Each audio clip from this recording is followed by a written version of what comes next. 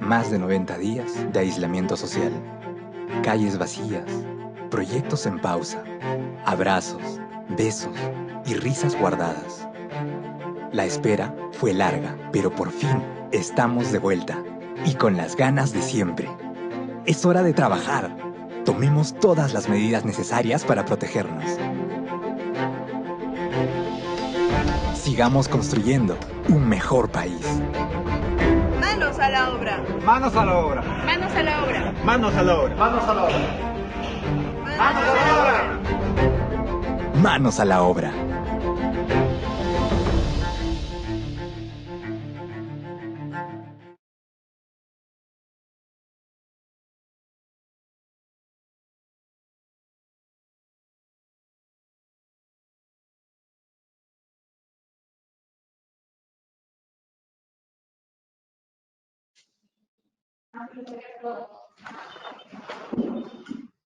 Muy buenas tardes con todos, directores de la Cámara de la Construcción Capeco, docentes, alumnos y administrativos del Instituto Superior Tecnológico Capeco, doctor Jorge Alba Hurtado.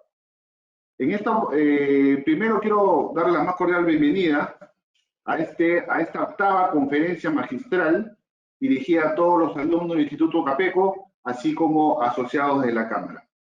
En esta oportunidad tengo el agrado de presentar al doctor Jorge Alba Hurtado. El doctor es ingeniero civil de la Universidad Nacional de Ingeniería, con estudios de posgrado, de magíster en ciencias, mención en estructuras de la universidad. Él es posgrado también en una universidad en Estados Unidos, habiendo obtenido los grados de Magister of Science and Civil Engineer en el MIT. Y doctor en filosofía en la Universidad de Massachusetts, prestigiosas universidades de los Estados Unidos como todos conocemos. Actualmente el doctor es el rector de la Universidad Nacional de Ingeniería, que por lo cual quiero agradecerles y de verdad es un honor poder tenerlo en esta conferencia magistral.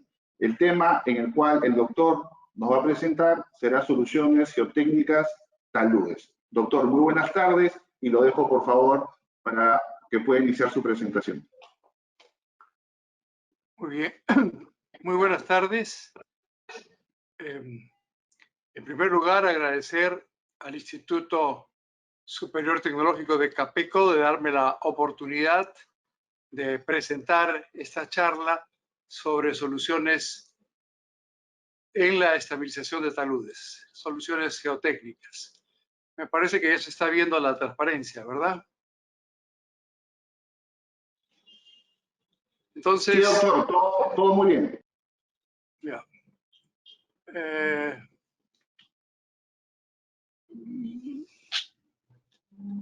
No me salió a compartir pantalla. Y se está mostrando tu pantalla, sí. Pero la quiero pasar ahora, ¿no? Y clic. No tengo el manejo de la pantalla. Tiene que darme el control, ¿no? Para poder pasar. Tiene el control ahora. Sí, tiene el control. A ver.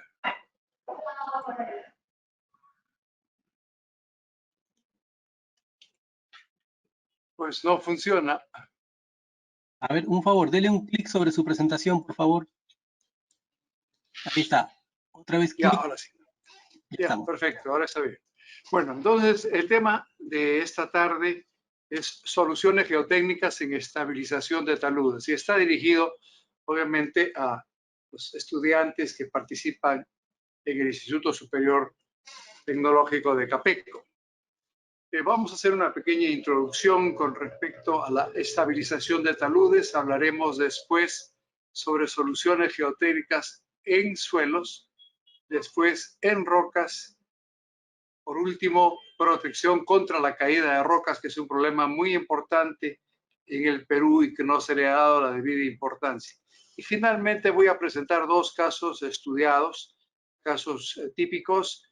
Uno va a ser un talud en el sur, en el tramo de la carretera panamericana llamado Cerro de Arena, y otro en un tramo que fue por muchos tiempos muy dificultoso, que se llama el el sector Las Vegas de la carretera Tingo María Guaitía, en donde también participamos y realizamos una serie de trabajos que felizmente hasta ahora están operativos.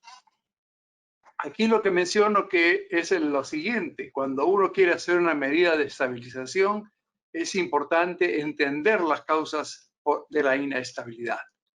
Las causas más comunes son que el talud es muy empinado, por corte o relleno, de repente hay exceso del agua, de presión de poros por niveles freáticos altos sin drenaje, socavación debido a la erosión del agua superficial y pérdida de resistencia cortante con el tiempo debido a procesos de reptación o llamado creep y el intemperismo. Es necesario en todos los casos de estudio de estabilidad de taludes realizar un estudio geológico geotécnico a profundidad y un programa de exploración del subsuelo para justamente determinar las causas del deslizamiento o movimiento de tierra en general y planificar las medidas correctivas. La superficie de falla particular se puede entender y determinar con, bien sea sondajes, que pueden ser perforaciones diamantinas, que pueden ser sondajes de medición de propagación de las ondas, o también inclinometría en el caso que se haga perforaciones y se instalen tuberías inclinométricas. En general, los métodos de estabilización de taludes y deslizamiento pueden ser de los tipos que estamos indicando ahí. El primero es excavación y veremos los casos. El segundo es el drenaje. El tercero es poner contrafuertes de tierra o de roca. El cuarto es estructuras de retención o de contención, los famosos muros. Y el quinto son las técnicas especiales. Pasando al primer tema, que es la excavación, si nosotros tenemos aquí un talud y es muy alto y es inestable, entonces una primera opción podría ser el remover esa parte para hacer el talud de menor altura. Reduciendo la altura del talud podemos aumentar el factor de seguridad, tratando de entender que las cargas que se están produciendo en el talud son las que están ocasionando la falla porque son muy grandes.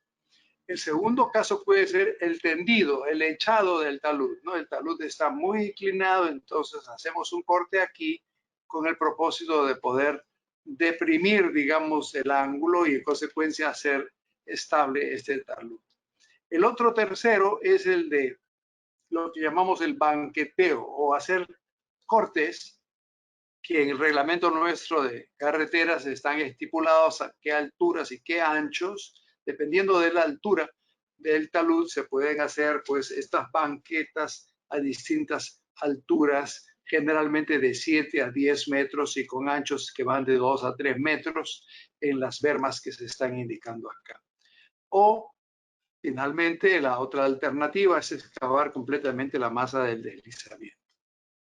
En el segundo caso, que es el de proporcionar el desfogue de la presión de poros, es lo que llamamos el drenaje. Y aquí, para poder aliviar esas presiones de poro que ocurren en el talud, hacemos los drenajes horizontales, que antes se le llamaba drenes franceses o French drains, que se introducen en el talud con el propósito de poder captar el agua que puede existir en el mismo y desfogarlo a través de estos lloraderos que se ponen acá. Otra alternativa es hacer una zanja de subdrenaje profunda, de manera que el agua que viene por aquí o por aquí encuentra en este drenaje la posibilidad de salir, y esta es una zanja continua de subdrenaje.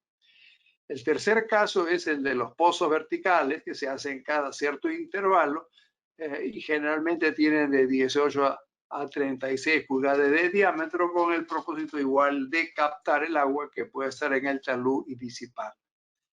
Y el cuarto punto es el de la mejora en el drenaje superficial a lo largo de canaletas o cunetas que se hacen arriba y también la revegetación del talud. ¿Y por qué revegetación? Porque el agua que puede venir con la lluvia ya no va a penetrar en el suelo, sino que va a chorrearse a través de estas estructuras.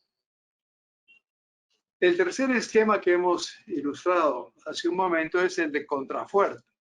Es más bien darle una resistencia pasiva. Si por aquí viene el gran talud, entonces en vez de disminuir la carga, estamos aumentando la carga de soporte. Y esto se llama un contrafuerte, que vamos a ver dónde se han hecho en algunos lugares. O también bermas de relleno. Esto es muy común en el caso, por ejemplo, de presas de relave, que ya están en abandono, o también algunas que estén en actividad, pero que la inestabilidad pueda ser tal que le estamos reforzando de alguna manera el pie para poderle dar una mayor resistencia pasiva, ¿no? Que pueda contrarrestar a la parte activa. Por cierto, que todos y cada una de estas alternativas requieren un estudio de terreno, requieren un análisis con las metodologías existentes de el método de equilibrio límite o el método de elementos finitos o ábacos y cosas más sencillas también se han utilizado.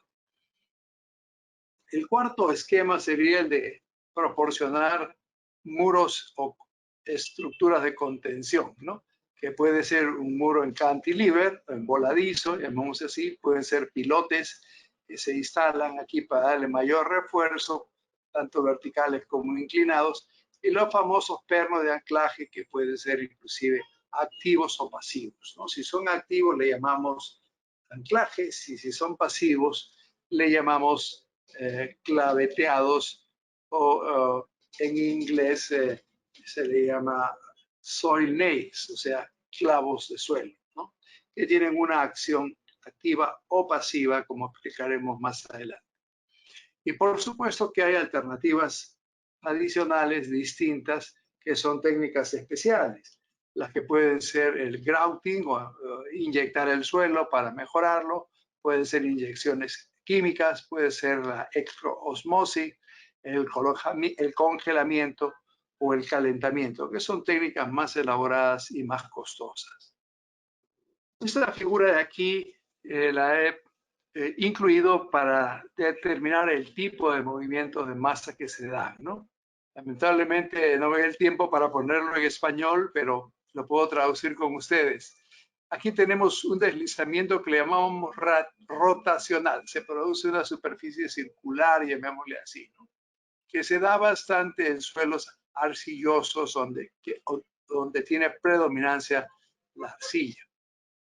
Por otro lado, tenemos el deslizamiento translacional, que más que circular es, digamos, lineal, ¿no? Se mueve de esta manera y que, por supuesto, se aplica más a suelos que sean granulares. Tenemos también el deslizamiento de bloques de roca, ¿no? Que, como su nombre indica, está referido a este tipo de material. También tenemos el caso de caídas de roca, que son muy importantes y para eso vamos a tratar de ilustrar también algunos casos más adelante. Esto se da en rocas y es un fenómeno que se llama de toppling o volcamiento, ¿no? Como castillo de naipes se caen las lajas de las rocas que están aquí indicadas. Los otros que conocemos mucho, que aquí nosotros le llamamos huaicos, creo que pueden ser denominados como debris flow, o sea, flujo de material que está fluyendo, ¿no? Un debris allí.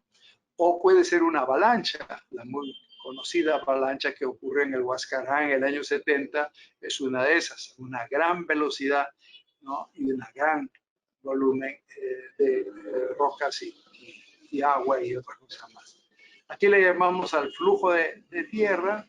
Este es el fenómeno de creep, o un fenómeno que se da como un, digamos, un desplazamiento lento que se da en las partes superiores y que producen, por ejemplo, en los árboles cierta inclinación, y ese le llamamos reptación, y en inglés le dicen creep.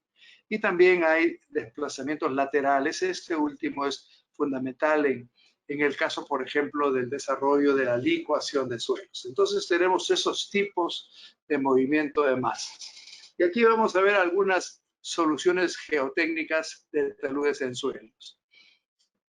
Esta primera es lo que había mencionado, ¿no? El talud es muy alto, hay problemas inestabilidad, entonces las normas peruanas y las normas de otros países nos indican que dependiendo de, digamos, la altura del talud y la naturaleza del propio material, se tienen que ir realizando banquetas, ¿no? Entonces estamos viendo acá que aquí hay banquetas situadas en distintas partes del talud, ¿no? Y que también el ángulo mismo de inclinación también viene dado en nuestras propias normas peruanas. Puede ser 10 en 1, si le llamamos roca fija, 4 en 1, si es la roca que está realmente suelta, y así sucesivamente en distintas consideraciones que además de aquella inclinación general, tenemos también la posibilidad de incluir estos taludes. En muchas zonas, además, esos taludes pueden usarse para el sembrío,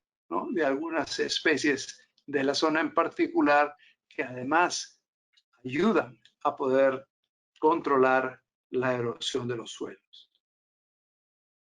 En los últimos tiempos ha habido una gran participación de productos nuevos, relativamente nuevos, que en realidad se están desarrollando mucho en los últimos tiempos, y eso lo llamamos en general los geosintéticos.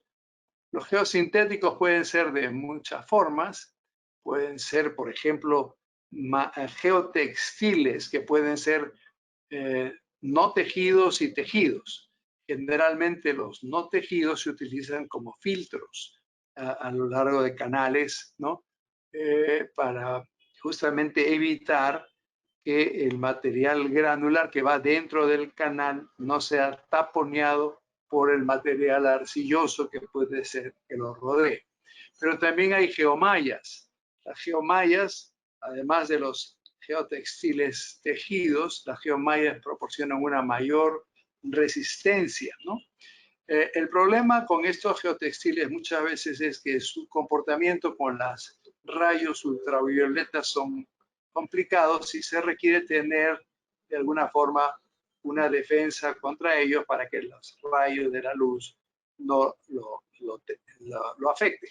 Veremos algunos otros alternativas, como por ejemplo el caso de los gaviones, de los muros de gavión, que más bien son unas mallas de doble torsión de alambre que se utilizan como cajones rellenando las cestas de un material gravoso de mayor resistencia que sirve para contrarrestar, digamos, y darle peso en la parte inferior para que no ocurra el movimiento. Y también hay algunas otras alternativas como el sistema TerraMesh, que vamos a ver dentro de un momento, y otros sistemas que han venido desarrollándose en la ingeniería reciente.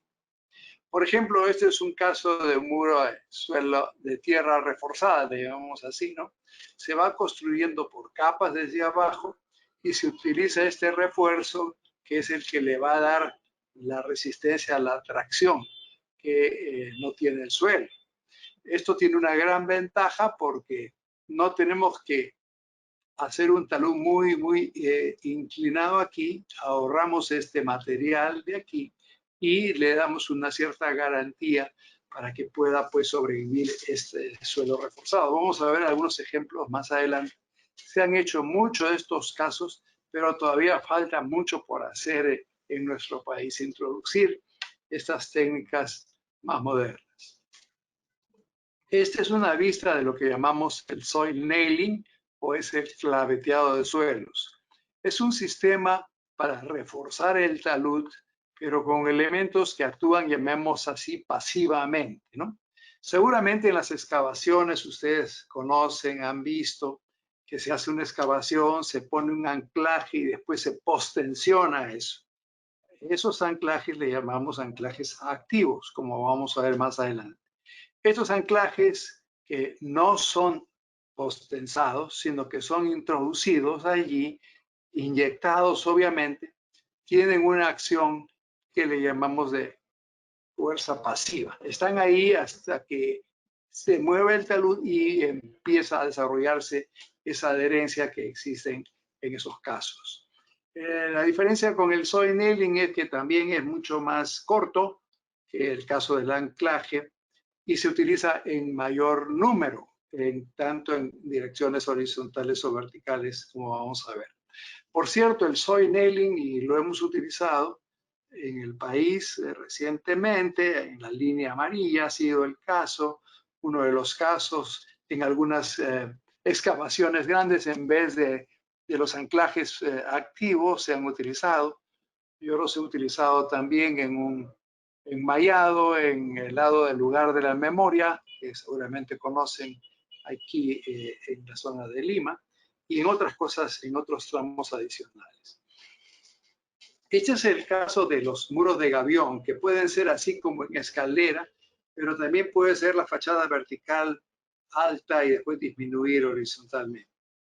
En realidad, lo que es sumamente importante aquí es pensar en el contacto que tiene el gavión con el suelo natural. Tiene que haber un buen sistema de filtro. En la mayor parte de casos, recientemente, después de tener algunas fallas de estos muros, lo que se le pone es un elemento de geotextil atrás para que el agua que viene con el suelo fino en la parte posterior no taponee a este suelo que constituye el gavión, que es altamente drenante. Entonces no queremos que eso se taponee, porque si se taponea, se empieza a acumular presión de poros atrás, exceso de presión de poros, que va a empujar y que va a hacer fallar al muro gavión. Entonces hay que tener mucho cuidado en ese tipo de diseños. También hay una alternativa, si es que tenemos roca muy fracturada, poder hacer el concreto lanzado o el denominado shotcrete, que consiste en venir con un equipo y lanzarle al talud para que las piezas quebradizas de la roca se mantengan en su lugar. También en México, por lo menos, que me ha tocado visitar, este sistema de shotcrete se está utilizando igualmente en esos muros pantalla que son tan comunes en nuestro país al hacer excavaciones de sótanos, que ahora los sótanos pueden ser de 30, 40 metros seguramente en el futuro, porque se requiere mucho estacionamiento. Entonces hay que ir con muchos niveles de sótano. En este caso, también interesa, sobre todo cuando hay una gran precipitación, que estos tipos de trabajos tengan un cierto drenaje superficial, que sería esta revegetación. Pero también vean ustedes aquí que hay elementos de drenaje para que cuando caiga agua vengan por estos canales y se puedan evacuar pertinentemente. En uno de los casos finales de mi presentación, ahora vamos a presentar el caso de Las Vegas, que nos tocó diseñar justamente con unas estructuras muy parecidas a la nuestra. El asunto de las fallas de taludes y de los muros con, digamos, elementos de geomallas es muy importante y muy común, pero en los últimos años recién hemos estado aprendiendo esas metodologías y tecnologías. Y este es un caso que a mí en particular me tocó hacer el diseño, pero que la parte constructiva no estuvo tan adecuada. Aquí abajo, esta es la carretera La Pista, está en la zona de Oxapampa, Pampa Seca, en la zona central del Perú. Había un problema de inestabilidad y entonces se hizo un diseño de un muro reforzado con geomallas. Pero también había un problema de inestabilidad de los taludes. Y entonces nosotros propusimos utilizar una biomanta para que proteja un sembrío de material vegetal de la zona. Y la importancia de la biomanta, que creo yo los contratistas no entendieron adecuadamente, era simplemente para en la época de lluvias proteger a estas raíces para que pudieran crecer y poder poblar, porque como ustedes aprecian en los lados vecinos hay crecimientos de la vegetación y entonces la idea era esa. Pero no fue un trabajo adecuado. Mira, acá nos hemos subido a la parte superior. Aquí está la camioneta, esta es la pista. Esta es la zona donde hicimos el muro reforzado con geomallas y estamos en la parte superior del talud, en donde la biomanta es una manta de coco, ¿no? de hojas de coco, no estuvo bien, digamos, empotrada en el terreno y tampoco se le puso por debajo el material vegetal adecuado y entonces esto no tuvo un buen comportamiento. A diferencia de ese otro que sí también nos tocó participar en la carretera Tarapoto-Juanjuy, ¿no? Aquí se hizo un aporte de el AID, de la Oficina de Ayuda Norteamericana, ingenieros del Cuerpo de Ingenieros del Ejército supervisaron la obra, a mí me contrataron para darles un cierto asesoramiento y aquí sí vimos que estaban bien puestos estas biomantas que eventualmente se van a deshacer con el tiempo, pero ya ustedes aprecian que están creciendo aquí las raíces de la vegetación. Esta es otra zona con el mismo sistema. La biomanta aquí se le puso adecuadamente las semillas. También se utilizaron troncos de la zona locales. Y miren ustedes que ya este talud se está pues reverdeciendo, ¿no? Y eso es un importante paso para poder evitar la erosión en esos taludes.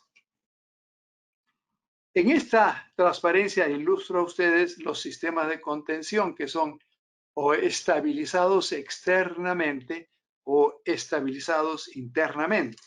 En el caso de los sistemas estabilizados externamente, tenemos el muro en cantilever o en voladizo, lo que le llamamos el creep wall o una construcción de materiales prefabricados que se va armando en el sitio, un entibado con apoyos o los anclajes que ya hemos mencionado. Estos anclajes se instalan y se postensan, ¿no? Entonces son estabilizados externamente estos sistemas.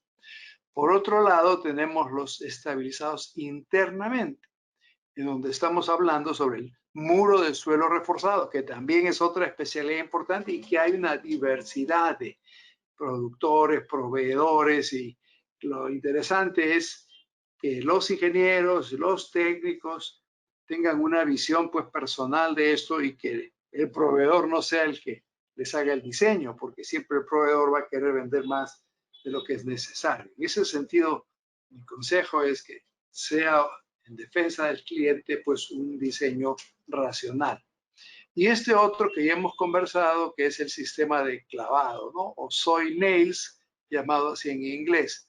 Ambos son una estabilización interna. Y esas son las diferencias de los sistemas.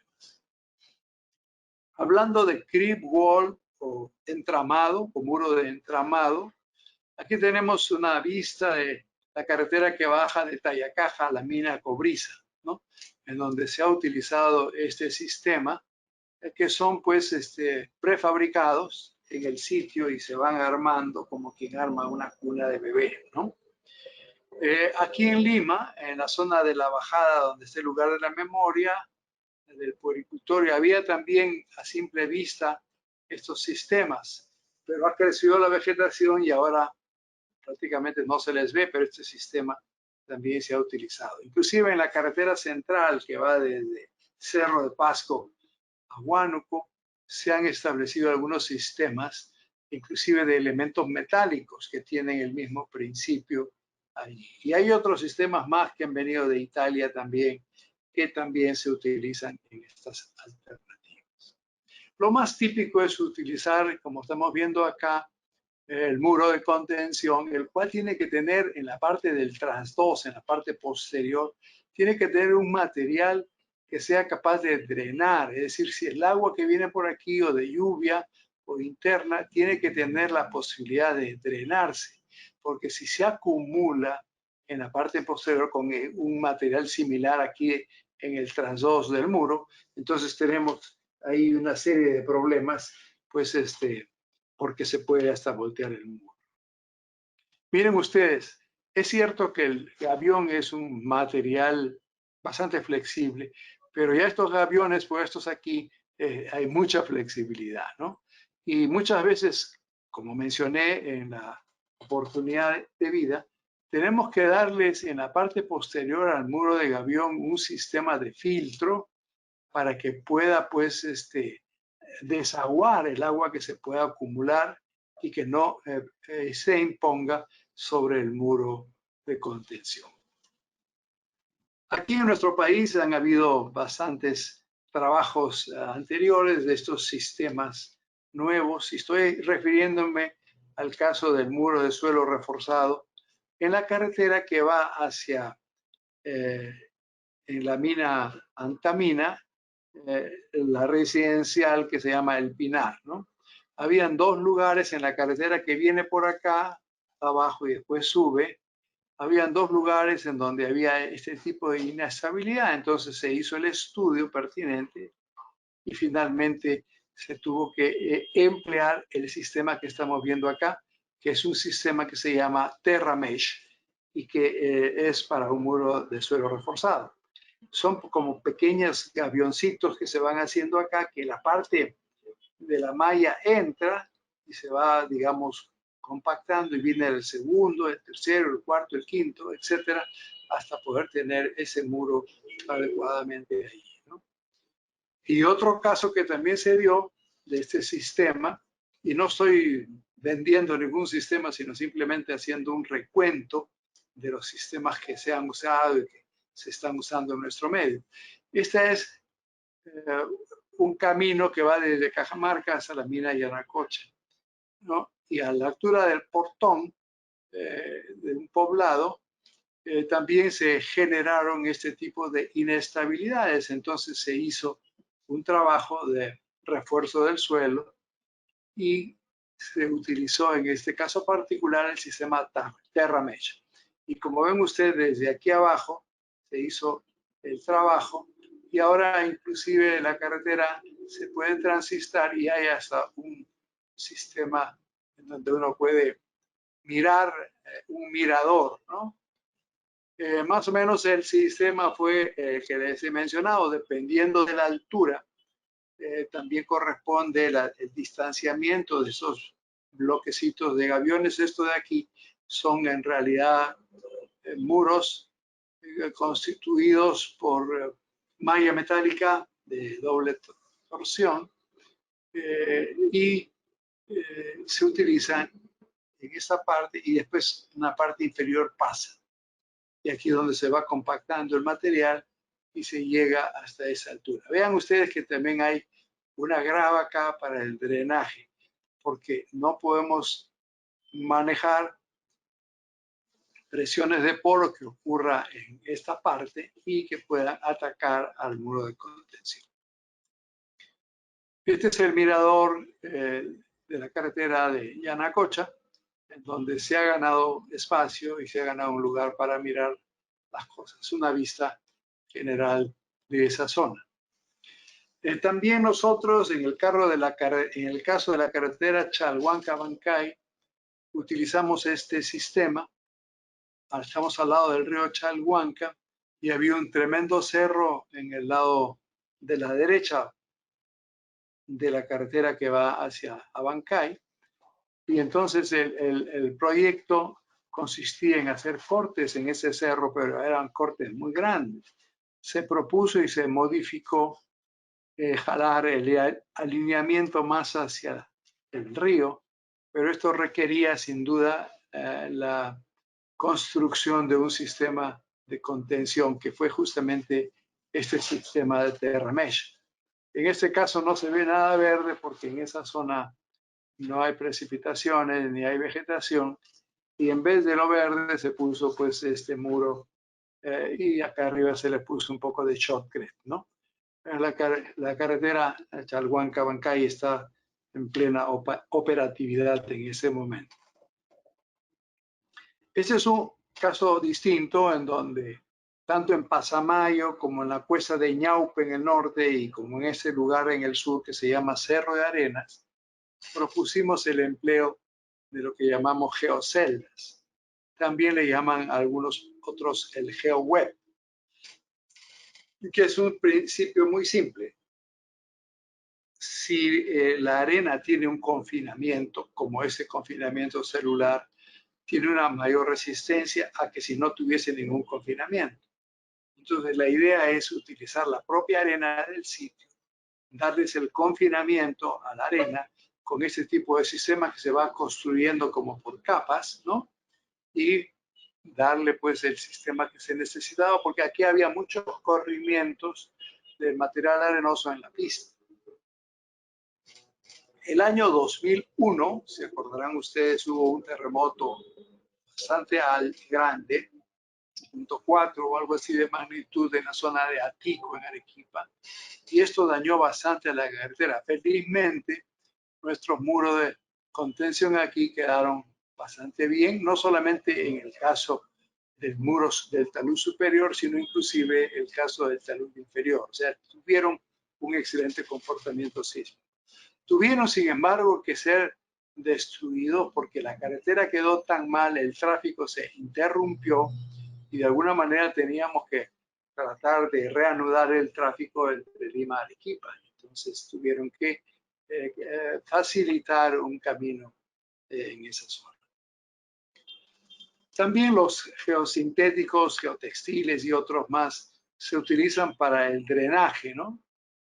Hay geotextiles para los zanjas de drenaje, para los drenes interceptores, y también hay lo que le llamamos geocompuestos, ¿no? Que se instalan ya de una manera continua. No solamente hay el geotextil alrededor de las paredes del drenaje, sino inclusive hay una tubería que ya viene incorporada con un material geosintético para simplemente colocarlo y rellenarlo de material arenoso a los costados. Son muy importantes estos desarrollos recientes de geosintéticos. Este es otro caso que nos tocó participar. Este es la carretera que va de Huancayo hasta Huancavelica, ¿no? En la que va de alguna manera en paralelo con el denominado Tren Macho.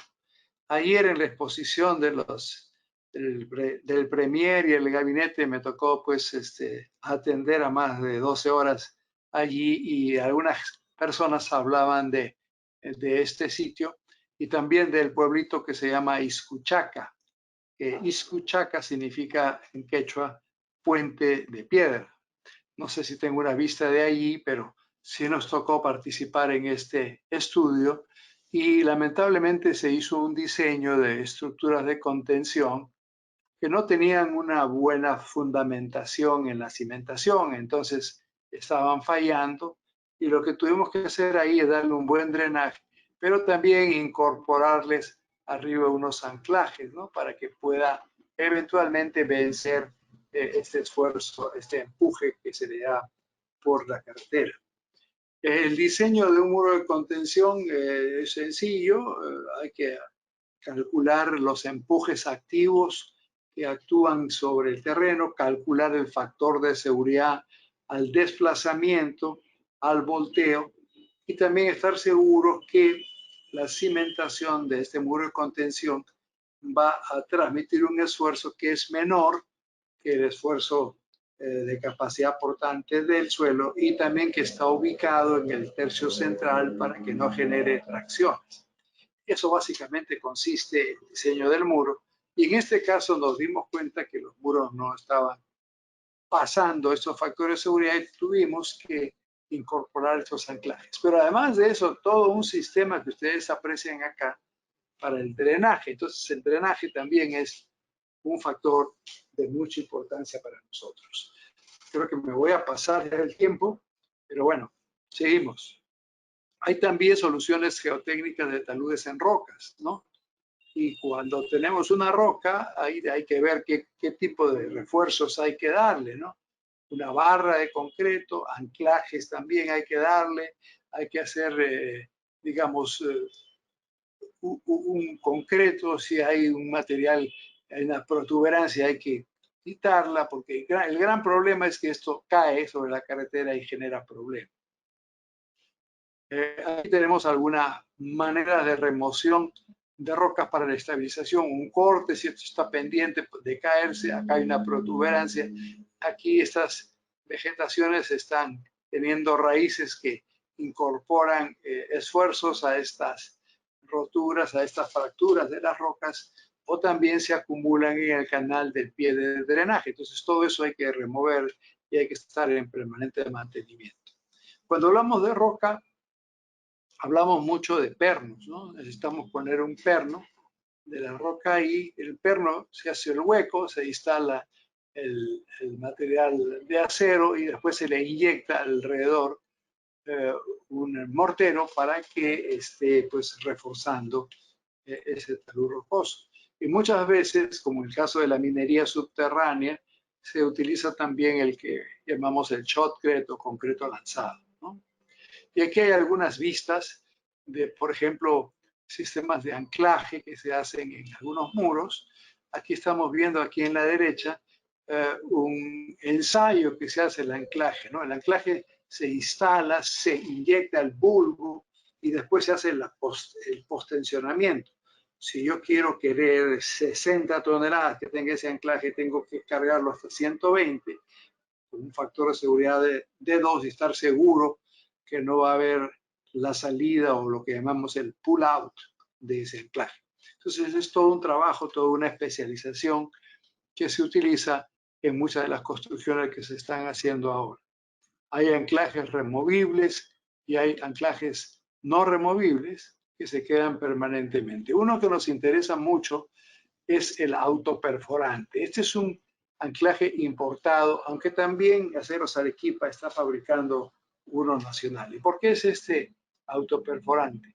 Tiene adentro orificios para que desde afuera uno pueda inyectar, pero además este equipo, esta punta, va rotando y va abriendo el camino. Vean ustedes que este diámetro es más grande que este otro diámetro. Y esto como que se pierde ahí, se queda con el anclaje, se queda con en el caso que se han utilizado aquí mucho es el soil nails, ¿no? Los clavos de suelo se quedan allí y después de haber alcanzado la profundidad de diseño, se inyectan para que justamente actúe eso. Se utilizan en taludes, se utilizan en techos, en bóvedas, en hastiales de puentes y se pueden conectar porque no son muy extensos y ya se ha desarrollado en nuestro medio este sistema. Creo que el primero que se utilizó fue en el caso del Museo de la Memoria, que he hecho referencia, después se utilizó bastante en la línea amarilla y también en varios otros estudios de excavaciones de sótanos. Aquí estamos viendo algunos de estos trabajos que tienen bastante longitud, ¿no?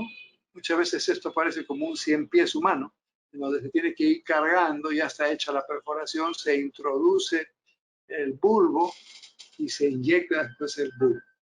Vamos a ver algunos casos que se han utilizado. Bueno, aquí está el muro anclado, que estamos ilustrando acá, y este es un caso muy famoso, que es el de la represa de Tablachaca.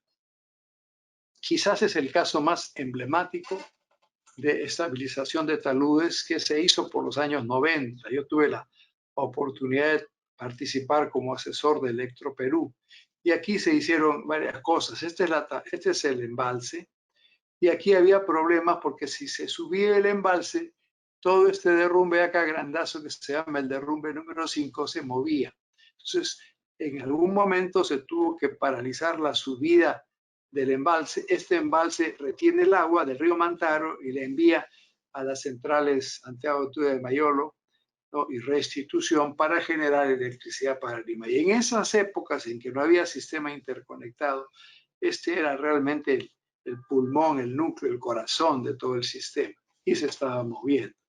Entonces se hizo un trabajo importante de refuerzo. Aquí se hizo un tremendo bloque estabilizador, pero ese bloque no podía llegar muy cerca a la represa. Entonces, en esa zona en particular, lo que se hizo fue esas 3 cadenas de muros anclados. Cada uno de estos muros tenía algo así como 90 toneladas de carga. Entonces, estos muros reemplazaron la gran masa de suelo que se tuvo que poner en las otras zonas del derrumbe. Por cierto, que para poder colocar este material al pie del cerro, tuvo que mejorarse el terreno por debajo porque era un terreno arenoso, producto del río Mantaro, con posibilidades de licuación de suelos, entonces tuvo que mejorarse el terreno, construir toda una estructura de material granular para darle el apoyo y evitar que esto se siga moviendo. Y en esta zona en particular se hizo el trabajo de anclajes. Yo diría que en estos años, en los años 90, fue que la empresa brasilera Geotécnica introdujo los anclajes aquí en nuestro medio, ¿no? Antes no se hablaba mucho de anclajes y se generalizó con esta gran cantidad de trabajo que se hizo ahí. Después vemos el tema de la protección contra la caída de rocas, que eso es otro tema importante, hay varias formas. Tenemos aquí el talud, en donde la roca se puede caer, y entonces por aquí viene la carretera, no queremos que haya eso, entonces hay varias formas de poder proteger esos sistemas. En la carretera central hicimos unos gaviones en unas zonas que no tenían el propósito de contener el suelo, sino de contener aquellos derrumbes que puedan caer para no interrumpir la carretera. Y vean ustedes que hay bastantes de ese tipo de material ahí, ¿no? Este es el talud que diseñamos. También hay otra alternativa de diseñar un talud que lo único que está haciendo es proteger, digamos, a la carretera de estas rocas que caen, ¿no? Me acuerdo que en este caso, que fue la carretera central también, lo que hicimos fue cambiar un poco el eje, realinear, ¿no? Alejarse del lugar en donde está cayendo este suelo y poner una estructura de contención ahí, como lo estamos viendo, que no está conteniendo nada, sino solamente son bloques grandes que caen. Después hay otras alternativas, como las vallas estáticas y los enmallados. Y después vamos a ver que hay inclusive vallas dinámicas que se han utilizado también ya hace algunos momentos acá. Esto es lo que llamamos el enmallado, ¿no? El enmallado requiere una malla de doble torsión o superior, en el caso de que los pedazos de roca que caen son mayores, pero requieren además que tengan cables y que tengan lugares en donde estamos haciendo un perno para que la malla tenga unas ciertas dimensiones y pueda realmente sostener a esos materiales. Este es un enmallado que se hizo en la carretera central, muy cerca de Matucana. Estamos en esta zona. Estamos viendo que aquí arriba hay una máquina de perforación que es la que hace la pequeña perforación para que el perno pueda entrar ahí, porque tiene que tener un perno de anclaje, lo mismo. Y una serie de diseños que nos tocó hacer para poder tener aquí el sistema. Estamos viendo que hay cables y que hay pequeños anclajes que se introducen en el material rocoso. Los detalles, cada uno de estos puntos, no se ha puesto todavía el cable, pero el cable tenía que venir por acá y también otro cable tenía que pasar por ahí, hay una especie de cuadriculado. El detalle del anclaje del enmallado. Estos enmallados algunas veces, esa no es una vista nacional, algunas veces tienen inclusive la posibilidad de hacer crecer la vegetación ahí. Cuando diseñamos carreteras y diseñamos sistemas de protección de taludes, lo hacemos pues con el mejor espíritu de poder tener un trabajo interesante. Sin embargo, vienen los revisores, vienen las entidades que ponen el recurso y lo primero que hacen para reducir los presupuestos es no le pongas enmallado. Este es un diseño que hicimos para la carretera Jaén-Chamaya que prácticamente no se tuvo en cuenta. Pero lo que quiero mencionar es que este diseño del enmallado, como en el caso del lugar de la memoria, que sí tuvimos éxito ahí, requiere todo un diseño, ¿no? Requiere por cuánto tiene que ser la malla de doble torsión, de cuánto tiene que penetrar el anclaje, qué tipo de anclaje, cuál es su diseño, etc. Este es otro sistema que la verdad tuve la suerte de tomar esta foto, pero también he tomado unas fotos actuales que prefiero no mostrarlas porque se ve que se han llevado casi todo, hasta el palo vertical, hasta la valla. Eso es lamentable porque no tenemos esa conciencia de poder tener estos equipos de bien común que sirven para proteger a la población. Entonces se diseña aquí también la carga que puede venir y esta carga se puede tomar por esas estructuras que son columnas de acero establecidas a una determinada distancia que tienen, como ustedes aprecian aquí, cables de acero y también tienen la malla de doble torsión allí, ¿no? En toda carretera que va para Tarma, La Merced, hemos hecho sin número de diseños y creo que muy pocos se han utilizado lamentablemente. Aquí tuvimos la suerte, había una constructora japonesa, supervisora igual, hicieron caso. Ese es el extremo de la valla dinámica. La valla dinámica requiere todo un cálculo, ¿no? Requiere saber qué esfuerzo, qué energía se va a desarrollar y tenemos que hacer el diseño para soportar esa metodología. Y después viene la más complicada, que es la valla dinámica, ¿no? Que esta sí tiene un elemento crucial aquí, que es este freno. Y afortunadamente Defensa Civil y otras organizaciones han puesto varias de estas estructuras en la zona de Chosica. Lamentablemente ha venido el huaico, ha venido el material, y esto requiere pues un reemplazo, requiere quitar lo que se ha retenido, reforzar o darle mantenimiento a estos sistemas, y eso se ha quedado en el olvido. No tenemos esa idea de poderle dar mantenimiento a nuestras estructuras y estar preparados, ¿no?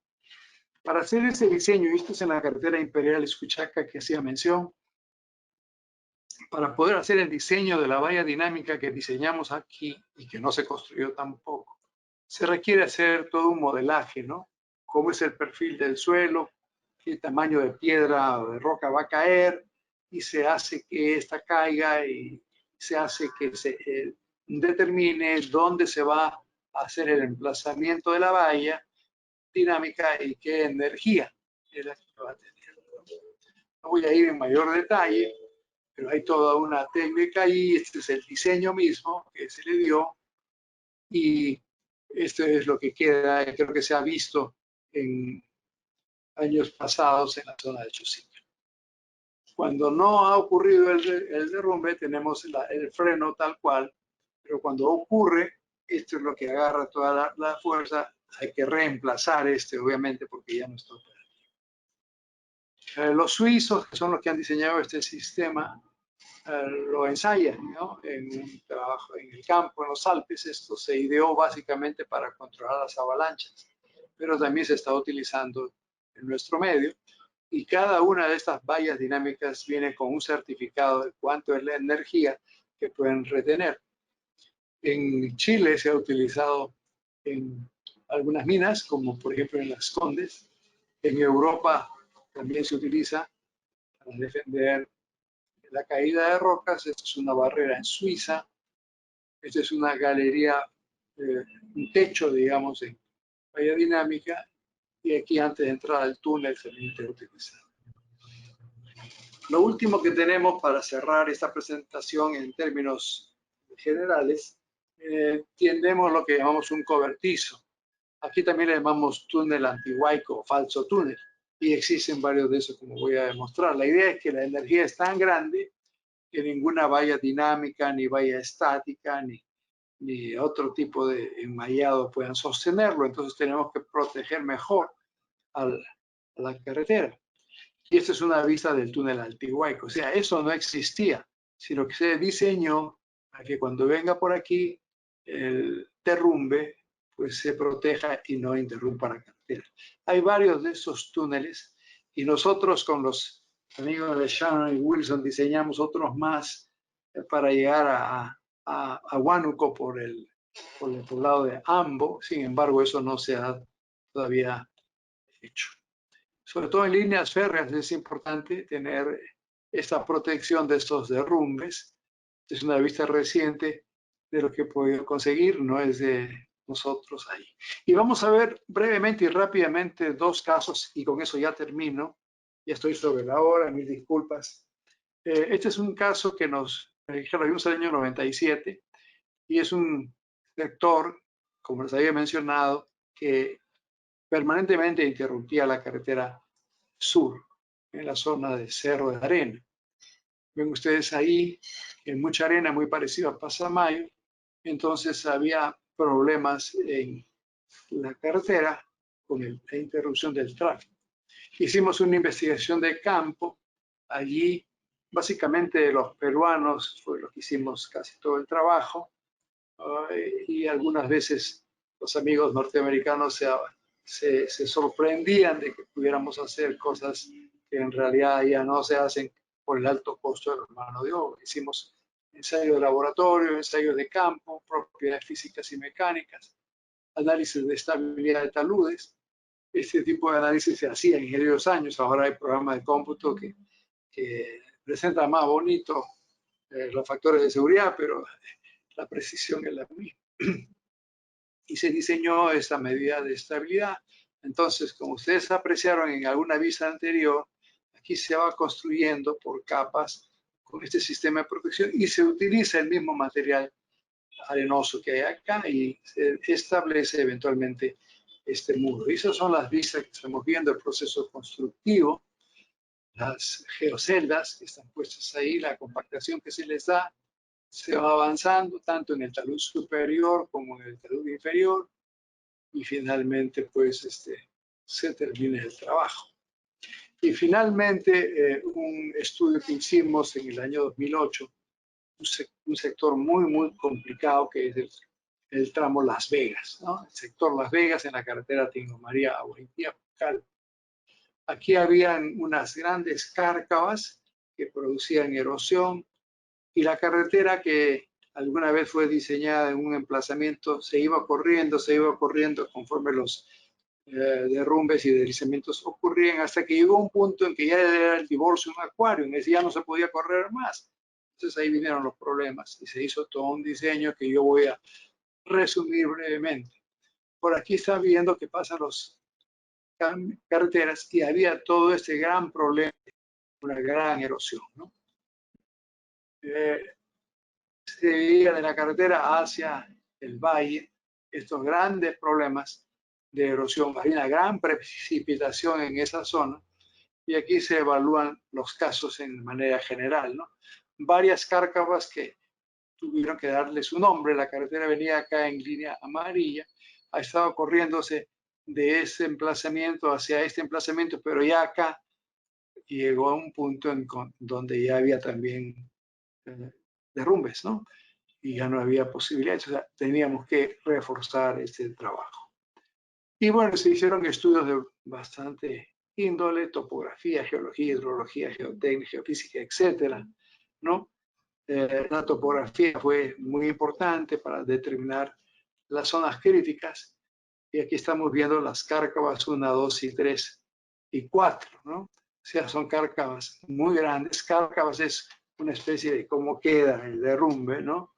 Después que se ha producido esta caída. En muchos de estos lugares habíamos visto muros de contención bien altos, más de 6, 7 metros, los cuales conducían a hacer el diseño de estos muros con contrafuerte, que son una especie de parantes que se le da a cada determinada distancia. Todos esos muros estaban al fondo de la quebrada, ¿no? La carretera venía por acá. Y había que hacer esa habilidad. Vean ustedes qué tipo de estructuras había.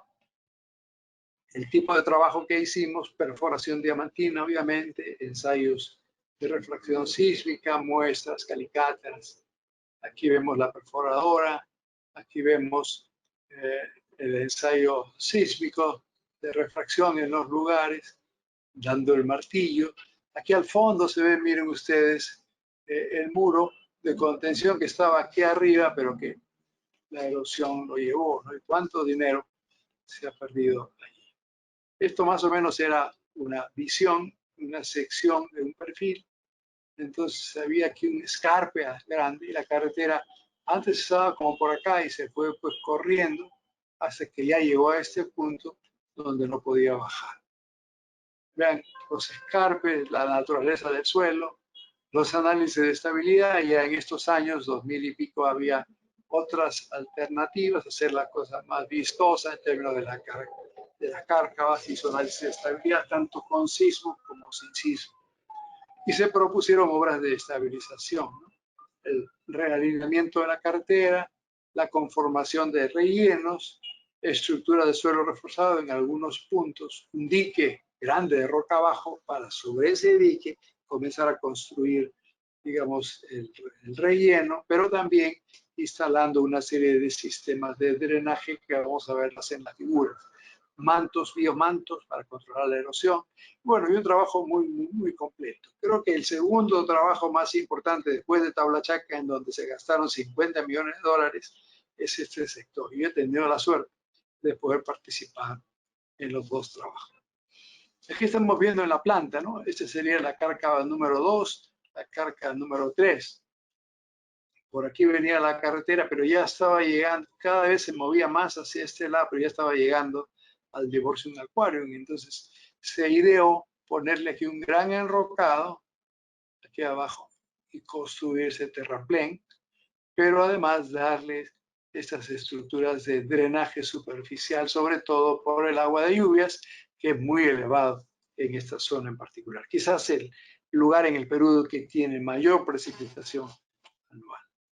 Las obras de estabilidad que siempre se hacen, el proyecto en ejecución, trabajando ahí desde el fondo de la quebrada hacia arriba, trabajando también los diseños de las rápidas de amortiguamiento. El material que le pusimos también fue unas geoceldas ahí para que tengan un buen anclaje, porque el talud era bastante inclinado, unos disipadores de energía en estas estructuras de vertedero, los detalles de cómo fue hecho esto, y bueno, ahí se está viendo cómo iba quedando la cosa, ¿no? O sea, aquí estamos sin agua, todo el sistema que estoy haciendo referencia, y ahora creo que se ve aquí que está el agua caminando, ¿no? Aquí el agua está viniendo, ya el talud está bastante floreciente, porque justamente se sembró ahí con las estructuras pertinentes. También teníamos un talud superior, la carretera va por acá, y el talud superior que tenía dificultades, y también se pudo hacer un reforzamiento, una revegetación del talud que estamos viendo. Y el talud ya revegetado quedó tal como lo están viendo. ¿No?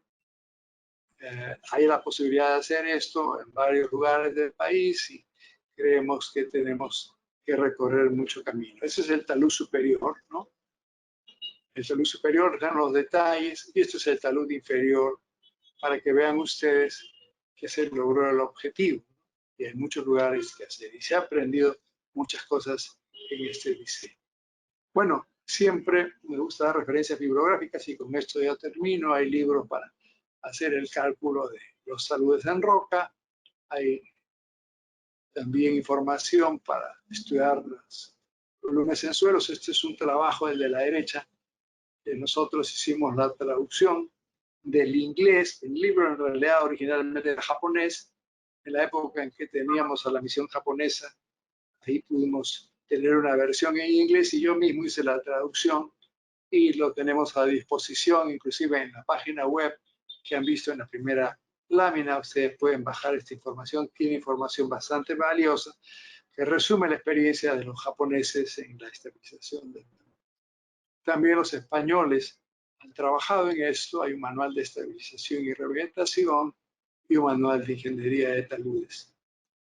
Con el ingeniero Chang hicimos su tesis de grado en la UNI por los años 90, una recopilación de deslizamientos y aluviones en el Perú para tener eso referencia, y libros más recientes como el de Broomhead, en donde trata la estabilización de taludes, y también el libro de Morgan y Rickson sobre estabilización de taludes y control de la erosión, que ese es uno de los caminos importantes. Con eso me permito pues terminar, habiéndole robado 10 minutos a ustedes, pero espero que haya podido ser de su agrado.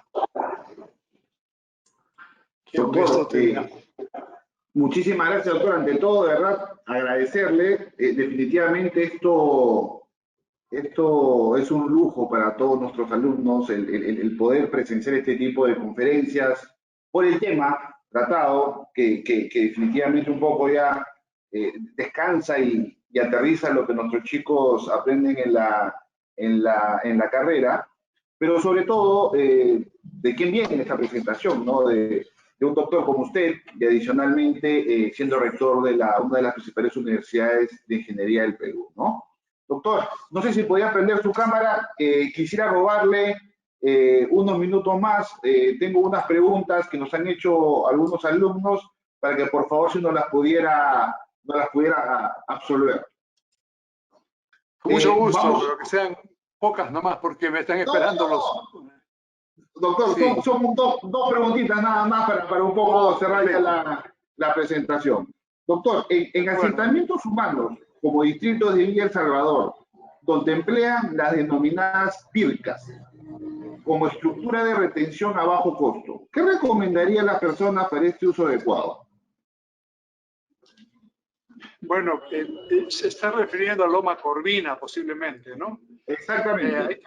Ahí tenemos un problema serio porque estamos en un talud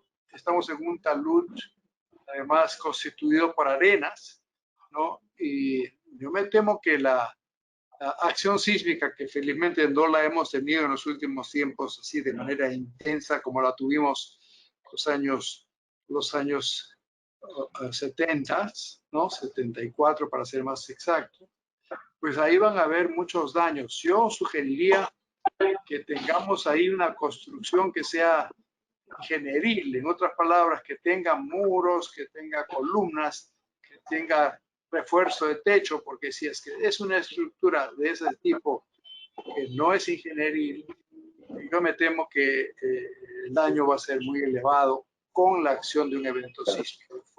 ¿No? Excelente. Entonces hay que tratar de poder concientizar, ¿no? Y creo que para eso están los alumnos de ustedes, de concientizar de que hay que hacer las cosas bien o en todo caso reforzar. Me acuerdo que hablé con el señor ministro anterior, no he hablado con el presente, pero ellos tenían un plan de poder dar un recurso a muchas de estas personas para que por lo menos una habitación de esa casa sea realmente sismo resistente y de esa manera poder pues tener un refugio, ¿no? Eventual una acción sísmica. Perfecto, buenísimo, excelente, doctor. Doctor, desde el punto de vista amigable con el medio ambiente, un poco la línea que estamos siguiendo en los últimos años, y sostenible en el tiempo, ¿qué sistema recomendaría, el sistema Terramesh o el muro de contención con geoceldas? Bueno, bien complicado de hacer esa comparación, ¿no? Los dos son proveedores y son proveedores muy entusiastas y son gente que le gusta hacer sus análisis, su diseño. Yo lo que generalmente hago, y eso creo que muchos lo saben, cuando podía hacer ingeniería, ahora estoy de rector, ya felizmente me voy a ir dentro de poco y voy a poder regresar a la ingeniería, ¿no? Pero en mi oficina, que sigue operativa y hace consultas, generalmente nosotros presentamos alternativas, no presentamos esta o aquella. Y bueno, los proveedores están muy prestos a podernos ofrecer sus alternativas que nosotros, digamos, las revisamos y las hacemos nuestras para que el cliente sea el que tome la decisión, ¿no? Porque las dos son buenas de lo que hemos mencionado. De repente, algunas u otras tienen un comportamiento mejor o mayor dependiendo de la ubicación. Por ejemplo, temperatura, baja temperatura, precipitación, etcétera, ¿no? Entonces, hay siempre alguna inclinación, pero hay que ser muy honesto y presentar todas las alternativas que fueran el caso. No dirigirse a una sola.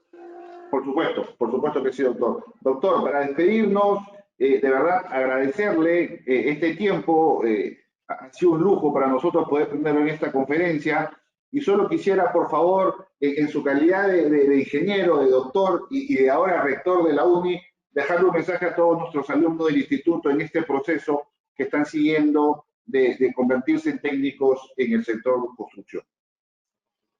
Bueno, sí, con mucho entusiasmo. Yo creo que ustedes son muy necesarios para que el país marche, para que podamos hacer las obras y hacer las obras bien. Necesitamos muchos técnicos como ustedes y no podemos estar avanzando en un camino que es duro, que es difícil. Yo creo que el entusiasmo que ustedes tienen no lo pierdan nunca. Siempre hay mejorías, siempre hay que buscar la excelencia, la verdad. Y mi consejo es que terminen, que puedan convertirse en jefes de familia, que contribuyan al desarrollo del Perú en el más amplio sentido de la palabra, de la mejor forma. Yo creo que la honestidad es algo que hay que incentivar mucho, decir siempre la verdad y no crear mentiras que solamente dañan a la gente, ¿no? Entonces sí creo que es importante esta formación, no solamente técnica, sino una formación humana, ¿no? Una formación de principios y valores. Eso necesitamos para nuestro país, estimado. Muchísimas gracias, doctor. Volver a agradecerle a nombre del instituto y por favor, esperamos contar con usted en una próxima oportunidad. Muchísimas gracias y buenas tardes. Gracias, muchas gracias. Hasta luego. Permiso, doctor. Más de 90 días de aislamiento social. Calles vacías, proyectos en pausa, abrazos, besos y risas guardadas. La espera fue larga, pero por fin estamos de vuelta y con las ganas de siempre. Es hora de trabajar. Tomemos todas las medidas necesarias para protegernos. Sigamos construyendo un mejor país. Manos a la obra. Manos a la obra. Manos a la obra. Manos a la obra. Manos a la obra. Manos a la obra. Manos a la obra.